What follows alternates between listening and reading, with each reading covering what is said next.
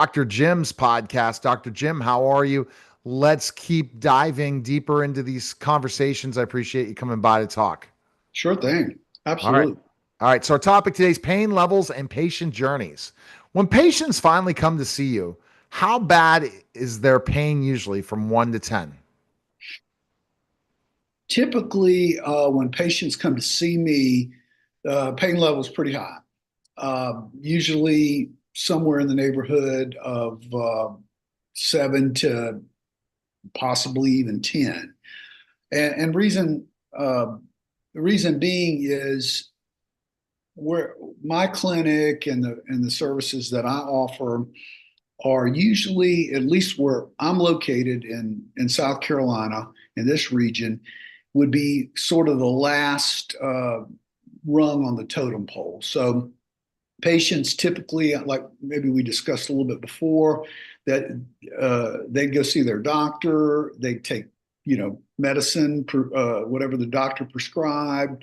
If that didn't, well, a lot of times these patients, even prior to even seeing their family doctor, they might even go to the emergency room.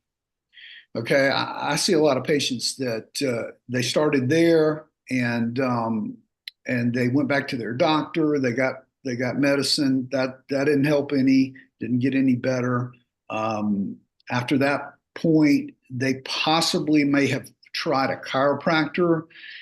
So by the time they get to me, they've already exhausted probably several different options, and they're in a position of desperation. And so typically, on an emergent basis, those patients, the pain level is pretty high. And that they're hoping that you are the answer. They are hoping that I am the answer, no question. They're hoping that they can get some sort of relief in a relatively quick time frame. A lot of them really want immediate relief if I can deliver that. Absolutely. All right. Are most of the patients already pre-diagnosed or are they still searching for answers? Um, most patients are still searching for answers. That I would have to say that. Yeah, most patients are still searching for answers. Occasionally, you'll get a pre-diagnosed patient, and that a lot of times can help me out, obviously. But a lot of times we're still in this realm of questioning what the problem, the causative problem is. That makes complete sense. So why do you think that they are they misdiagnosed? Misdiagnosis is very frequent. A lot of times we'll deal with patients that obviously uh, they've talked to their doctor, they've talked to maybe a nurse practitioner, and some of these problems are acute in nature, and a lot of these doctors and nurse practitioners, they're so overloaded with their patient base. Sometimes they don't take the time to really deliver an accurate diagnosis, and they're just quick to say, okay, you've got this problem with your back. Let's go ahead and dispense this medication, and see if that helps. Long before we ever get an idea of what the actual problem is, a lot of times there's really no knowing what the problem is unless you get an X-ray or an MRI. How often do you see patients who've already tried traditional treatments like meds, steroids, or cortisone shots before they walk through the door? Almost, I would say, north of 90%. Yeah, very, very often, very, very frequently.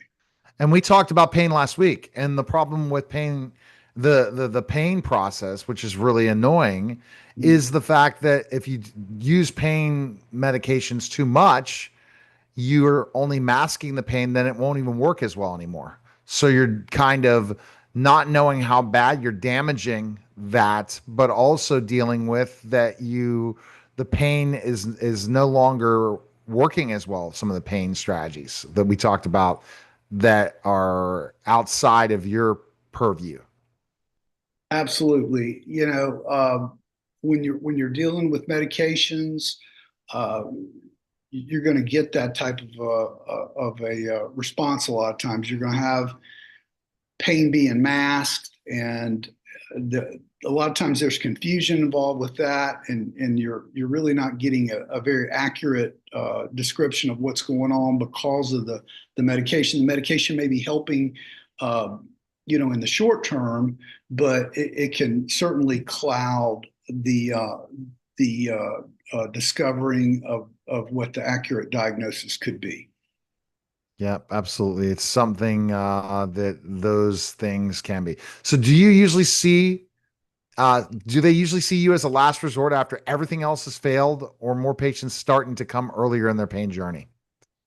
With where I'm at, and like I think a lot of this is very regional within our country, but I'm in the Bible Belt. This is the Southeast. Doctors, regular physicians, medical doctors, that's usually very primary, and people have, at least in up to this point, they put full faith in those doctors, and they get exasperated because you know they're desperate, they're not getting any relief, and so therefore at some point they're saying this medicine's not working, I'm not able to get back to work, I'm still in a lot of pain here.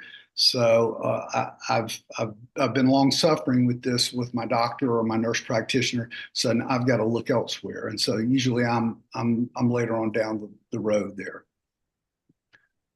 All right, so that's very interesting. What types of lifestyles do your patients typically have before they come to you? Are they athletes, office workers, or people dealing with chronic health issues? And I hate to keep referring back to the area that I'm in, but generally, now of course I do work on athletes. I do work on truck drivers. I work on older people. I work on post cancer patients, but lifestyle in this area is still a little bit behind the times. This is an area, and I grew up in this area, and dietary. Uh, it, it, let's just be. I'm just going to be as frank as I can be. The food that most people eat around here is not the healthiest, and so when you eat trans fats and you eat processed foods and you eat a lot of fried foods, uh, and you end up having an injury or you end up having arthritis or some sort of inflammatory problem, your lifestyle, like you mentioned, Neil, is imperative, because if you're in good shape and your blood pressure's good and your blood sugar's good and you're exercising and you have an injury, it's so much easier to get over that as opposed to somebody that has a poor lifestyle, eating bad, potentially smoking, drinking, taking lots of medication. That makes things a lot more challenging, and I do see a lot of those patients. Do you notice common habits or patterns in patients' daily lives that contribute to their pain? I do. Sedentary lifestyle lifestyles are usually the common theme. People are they work hard and they come home and they're the quintessential couch potato. They want to sit around, they want to eat late, eat sweets, watch TV, get on their computer, and it just doesn't seem like typically these people that I see are very active. And now that's beginning to change some, but that's a common theme. Interesting. So basically, the if you're not exercising, you're not working out, you're not eating correctly, you're going to end up seeing you down the line for pain. Absolutely. I try to impart that on a lot of my patients. And one thing that I can do with my particular type of treatment is a lot of times I can garner immediate relief. And when these people have been struggling with, say for example, a pain condition for extended period of time like this, and they haven't had any relief, and then all of a sudden they're feeling much better, then at that point you can use that as leverage and say, hey, look, you may want to stop eating so late and stop eating all the Waffle House or the Golden Corral and maybe try to drink more water and just express just a few very subtle lifestyle changes that down the line could help them from making a problem like this in the future be a little less severe. When patients first sit down with you, what's the most common story you hear about and how their pain started and why it persisted? A lot of times it's some sort of injury. I work on a lot of blue collar people, a lot of roofers, a lot of construction people, a lot of people that work in factories and mills. And a common theme is that they were overworked one day and they had to pick up something that was relatively heavy and they twisted a certain way and they threw their back out, for example. And there's usually one instance, or car wreck is very common. There's usually one instance or occasion that you can narrow it down to where a lot of this pain started, and within that context. But there's a bunch of different factors within the context of each patient. But I see that as a recurring theme. Somebody did something physically, and they ended up having a problem, and it just extended itself. Do people usually understand what's causing their pain, or are they often surprised when you explain the underlying issue? They are a little surprised because I try to give them a general explanation of what's going on. You know, a lot of times, you have to anatomically give them a general idea. Okay, this is a problem in your back, and you've got these particular muscles here, or you got a hip problem here. It's a ball and socket, and you've got all this connective tissue here, and you've got bursitis, for example, because this particular bursar sac is supposed to lubricate this joint, and everything kind of got cinched up or inflamed, and it led to some sort of nerve issue. And I try to give them a general description of what in my opinion, is taking place. And you're right. A lot of times they're a little unclear about how it all sort of began and why it's happening in that manner. How does the level of frustrations patients feel by the time they reach you affect their openness to try something new like dry needling? Very desperation is usually the common the common sort of thought that I'm getting from these people. I mean, they're really at a point where they're going to try this. Some people have an aversion to needles. Some people, I have patients that pass out on me routinely because they are needle phobic, and but their pain has gotten to the point where it's just so overreaching that they're willing to kind of push that aside and try the therapy. So a lot of times they won't tell me that they have this particular aversion, and then we end up having problems where they have reactions, and they'll get lightheaded, or they'll pass out, or they get nauseated. And it's always good to know if or get a heads up if a patient has that type of proclivity, like if they go donate blood, and sometimes I ask that question. I'll say, do you have a problem with needles, or have you donated blood in the past, and have you gotten lightheaded? Have you gotten dizzy? And that usually helps me out sometimes.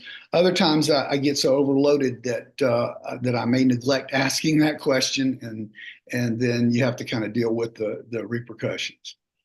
If you could send one message to people dealing with pain before they let it go, let it get to that extreme level, what would it be?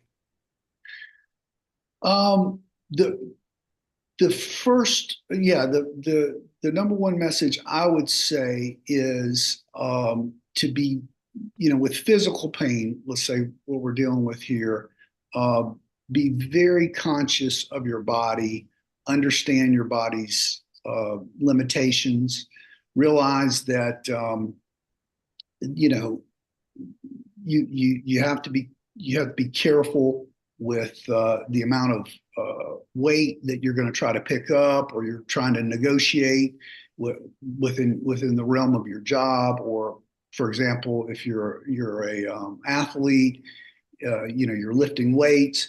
Your form is very important. So just try to be aware of your body and your body's limitations, because a lot of people aren't, and they try to push it, whether it be in a work environment or on a athletic terrain. And then, injuries a lot of times occur from that unaware sort of a mindset. All right. Again, a very, very great, interesting conversation, Dr. Jim.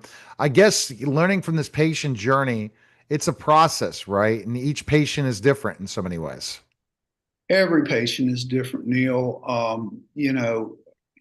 Ages, family history, lifestyle, all this is a part of the equation. Some things are very simple and an easy triage, easy diagnosis, and we can resolve things rather quickly. Other things can be rather challenging based on those factors that I just mentioned.